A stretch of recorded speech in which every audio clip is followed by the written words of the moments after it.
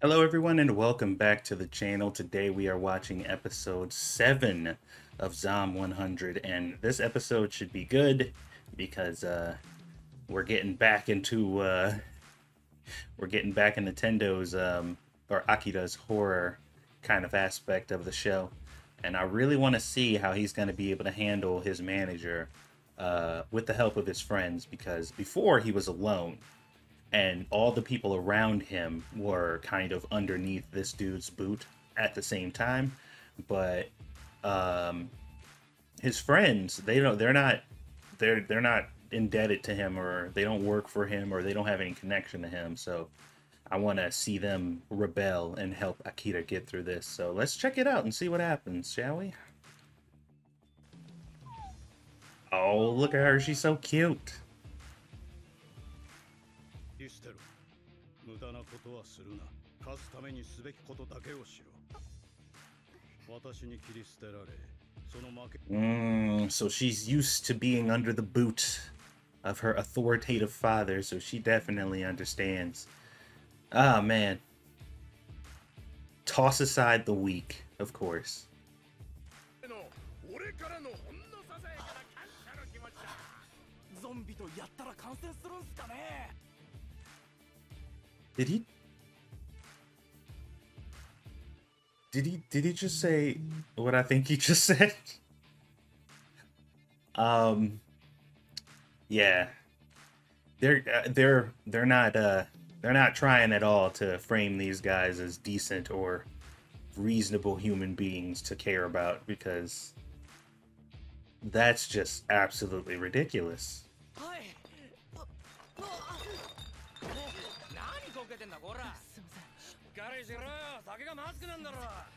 Oh my god, man. Seeing him like this sucks.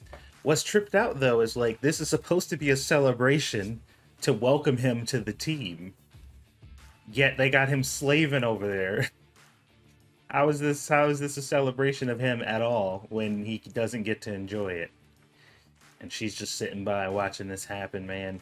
This is a completely different version of him she's seeing right now, because up until this point it was her basically perception that he was just some happy-go-lucky idiot who was just, floating around through this apocalypse not caring about anything. But now I think she can finally see and understand how he got to the state that he was at, because this is what he was dealing with beforehand.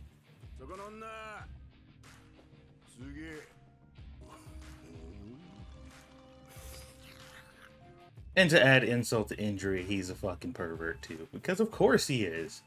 Although the tripped out part is they never really portrayed him as such in the workforce, in the building, because they never showed him hitting on women or anything like that. I mean, he was treating them like trash, but this part of him, I guess they kept hitting. But obviously he's a scumbag. Like, of course he is.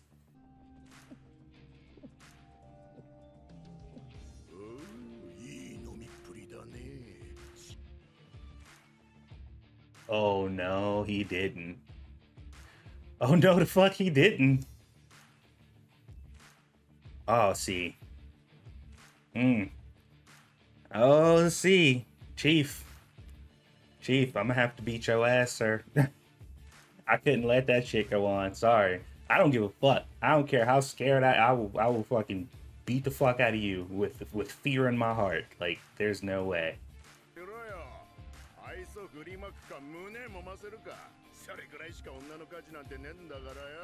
Oh my god, this dude is cartoonishly bad. Like, and this is a problem sometimes in a lot of media, where people are just like that outwardly evil, just like, of course.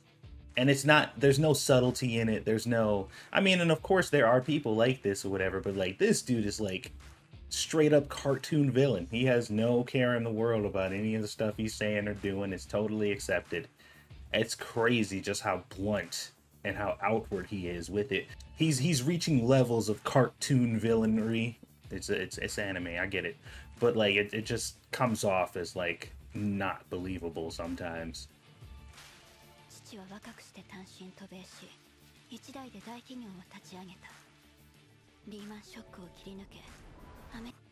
Man, That's crazy. What- They said he came to America and just made this mega corporation that even Americans feared, which is like the ultimate insult because Americans are usually portrayed as greedy, disgusting bastards. So if he went there and made our greedy, disgusting asses fear him, then he must be extra terrible. Oh man, this episode is rage inducing. Very rage inducing. This dude, like I had no problem with the worst possible outcome happening to this dude before, but I mean, I'm ready for whatever it is. Like please, please show us this man getting what's coming to him. I need it in my life. I need it in my heart.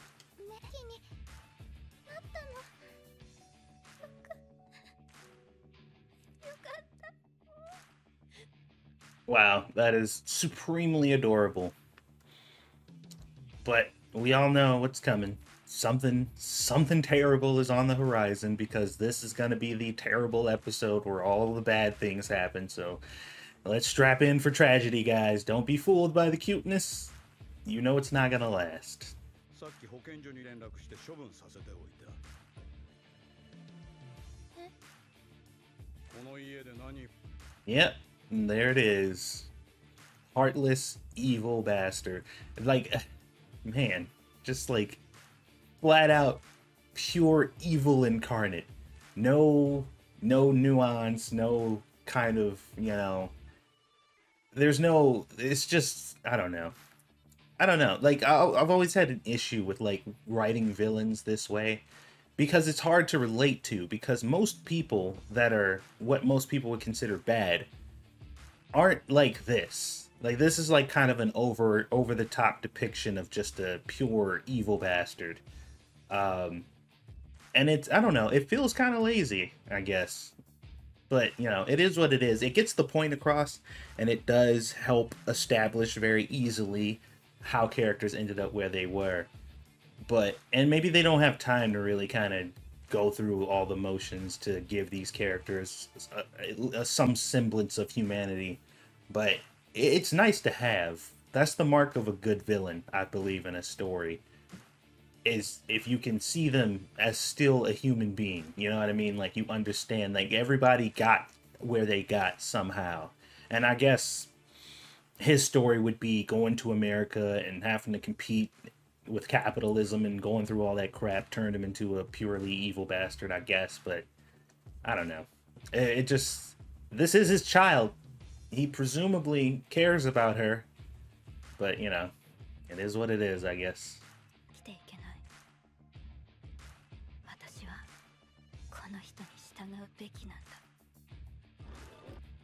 And that is the crux of all, like, people who manipulate and control people like that, is the main and primary objective is to convince them that they need you in order to survive. In order to do anything, you make them feel worthless, and you make sure you establish that without me, you will remain worthless. So if you want to not be worthless, then you need to do everything that I tell you to. It's necessary. And that's a part of the reason why I have issues with the way that I was brought up and the way that a lot of other people of color, so to speak, are brought up, being told constantly that they'll never amount to anything because of their situation and because of the color of their skin. And they're constantly told this, and then they grow up with that mindset kind of burned into their spirit and their brain. And then they're just like, oh my God, nothing is working out. I can't understand how I'm not successful in this world. And it's like, well, you were conditioned from birth to believe that you couldn't and that you never would, because there's this invisible force that would always prevent you from doing so.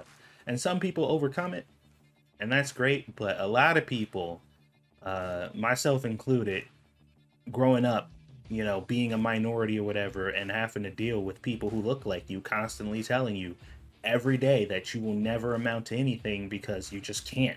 There's no way to do it. There's this invisible force and all these evil people. They hate you and they'll never have your best interest in mind. And you need to just listen to us and do what we tell you to do and behave like a proper black person. Do what you're supposed to do and act how you're supposed to act. So that way you can fit in well with us. And That way we can always recognize you and identify you because you're one of us. And I'm just like, that's the shit that holds people back. That is the stuff that prevents people from taking that next step and moving to that next level, because you've already convinced them that that's all they can be.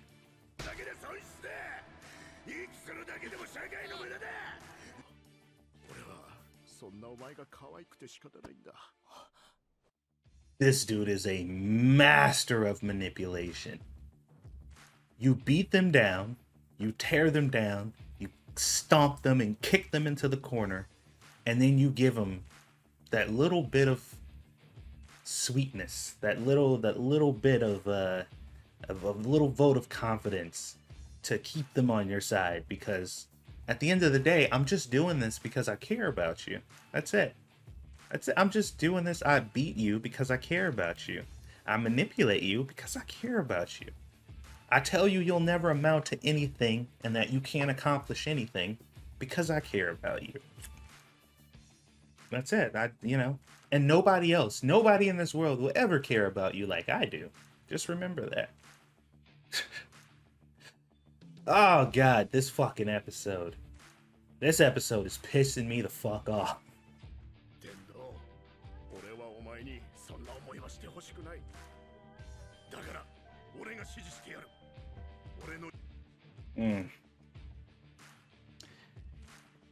This man deserves the most brutal of deaths. The most brutal of deaths. Very slow. Very, very painful.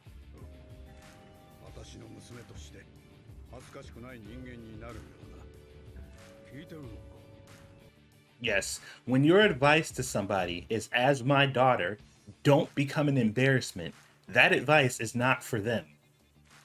Because you're saying, don't embarrass me. I don't care about what you want. I don't care about what you think you need. I don't care how you want to carry on with your life. You listen to me and you do what I say, because I don't want you to be an embarrassment to me. And my image is way more important than your life.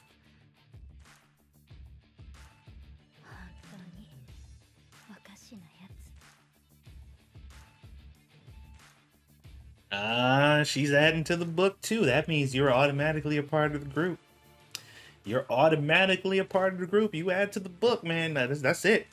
You're in the fam now. There ain't no getting away. You're family. Like, that's how it works.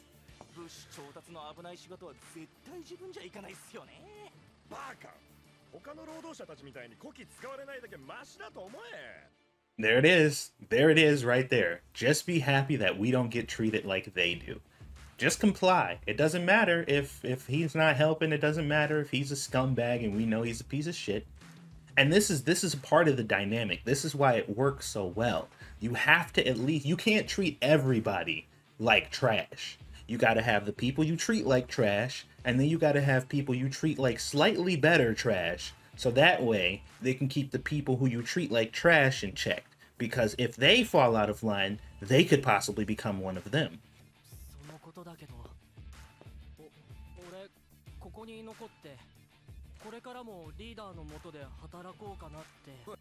And with that, the brainwashing has been complete. You know what he did. That's why he's standing back there with such confidence. This dude is a master of manipulation. He's been doing it for way too long. He already know the deal.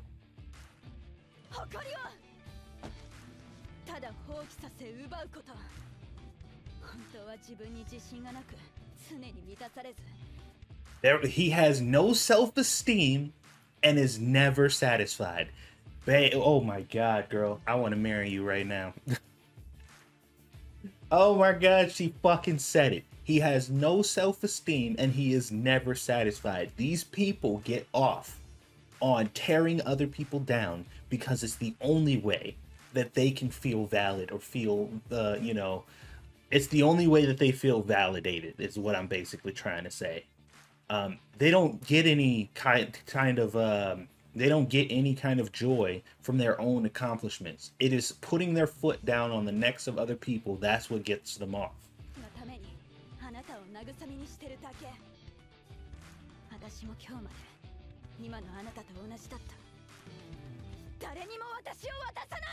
Hell yeah, girl. Speak your mind.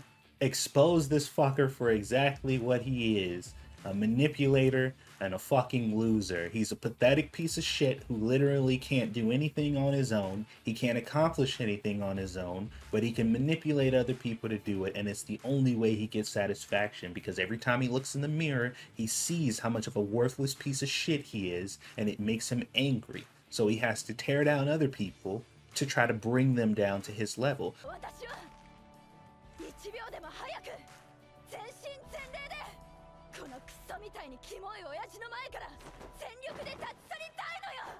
That's right.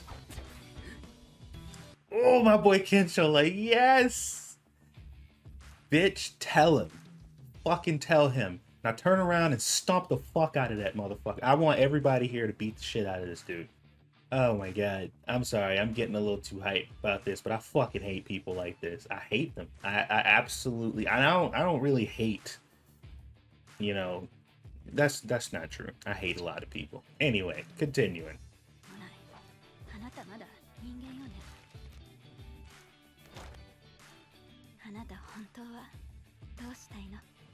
Ah,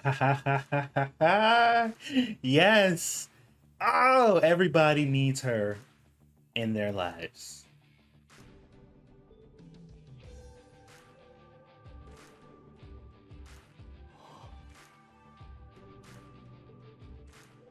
He's going through all these things in this book that he accomplished, that he set out to do.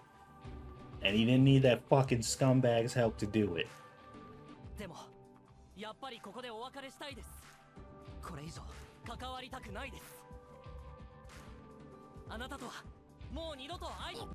Oh, the fact that he said it with a smile on his face. And that's the thing about Tendo, too. He is always so polite.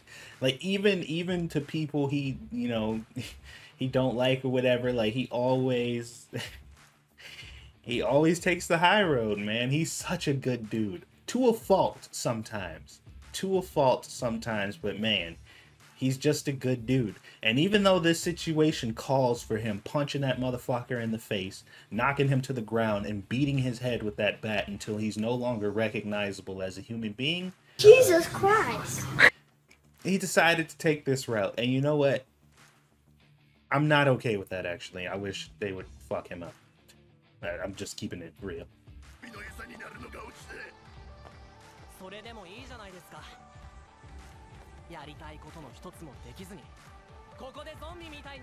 Gotcha. I'd rather, and that is another version of his signature line. I'd rather be eaten by a zombie than to be here working for your bitch ass.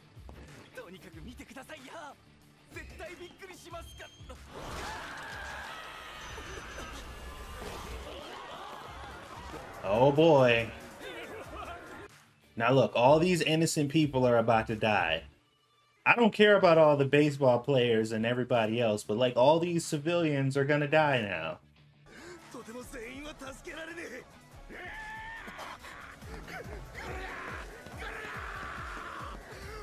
And that's his true nature right there. That's the real dude.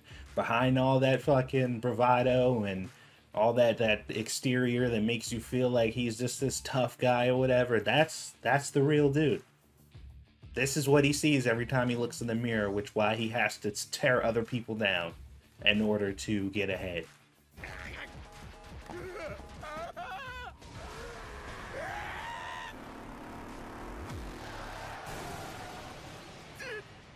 Ain't no way in hell. Ain't no way in hell. I'm a decent person. I believe in second chances. I believe that some people, you know, deserve a chance to redeem themselves or whatever. He had plenty of chances. He's been doing this to people for years. He's probably destroyed the lives of tons and tons of people. Getting eaten by zombies is too nice. It's too good for him. Saving him is out of the question. Absolutely out of the question. Like, there was no scenario where he survives this encounter, as far as I'm concerned. But Tendo's a good dude, so it is what it is.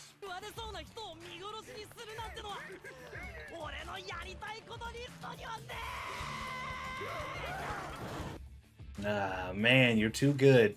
You're too good, Tendo. You are too good. I'm not that good of a person. I'm not that good of a person. I'm sorry. It would be on my bucket list. I would put it on my bucket list. And I would cross it off and put a star next to it.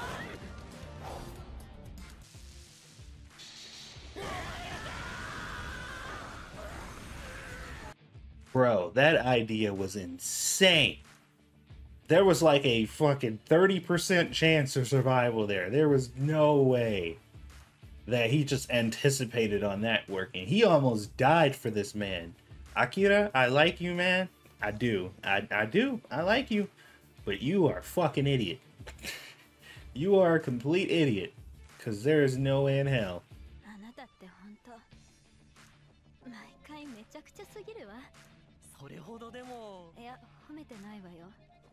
But see, this is the type of thing that leads the people around you to really respect you as a person, because even in your deepest despair, even when the odds are against you, even when you are 100% within your rights to take revenge on somebody or to get back at somebody who did something terrible to you, like he always just picks the high road, man.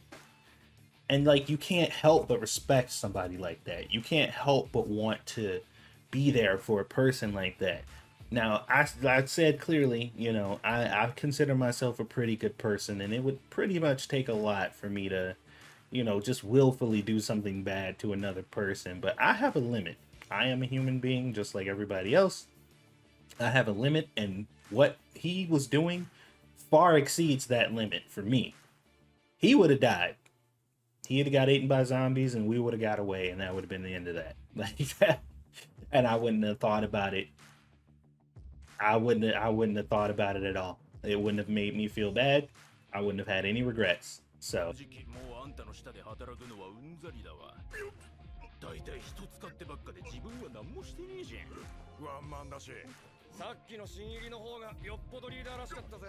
Okay, I mean, now he gets to live with the fact that he's a scumbag and a fucking pathetic loser who deserves nothing.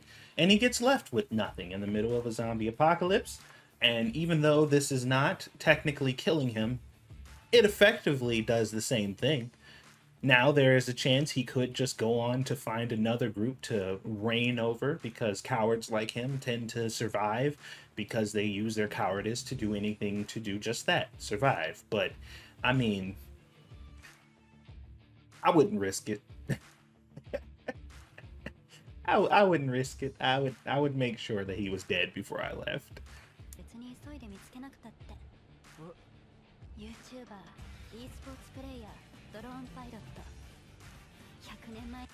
That's true. That's true.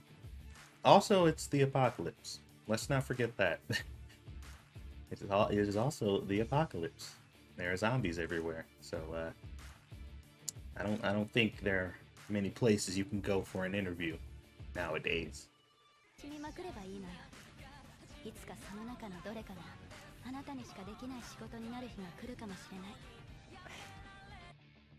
Man, I'm so glad they were able to help each other.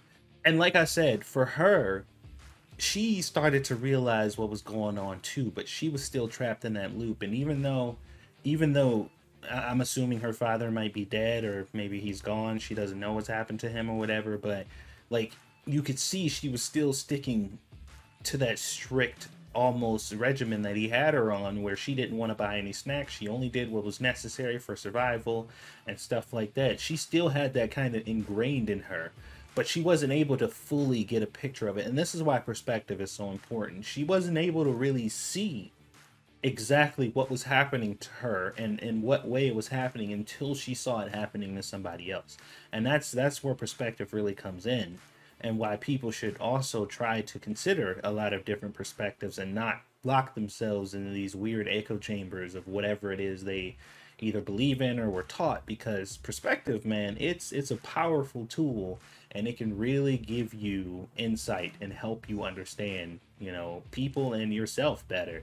So, you know, branch out, guys.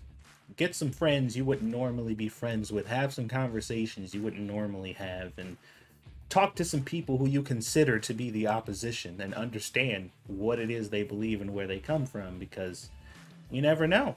I mean, at the end of the day, you could hear them out and be like, yep, I still don't agree with you. I think you're stupid. Still an outcome that could happen, but at the very least, you understand their position. It's it's beneficial to have as many perspectives as you can to really understand what's going on around you. And this was a very frustrating episode. It made me very angry, as you guys may have seen. But that's why I like this show. You want something that'll challenge you, that'll elicit emotion. You want something that gets you hyped and riled up. And this did exactly that. So no complaints from me. Hopefully you guys enjoyed it. And I will see you guys on the next one. I can't wait. Hopefully I get some comments. I can't wait to see what you guys have to say about this one.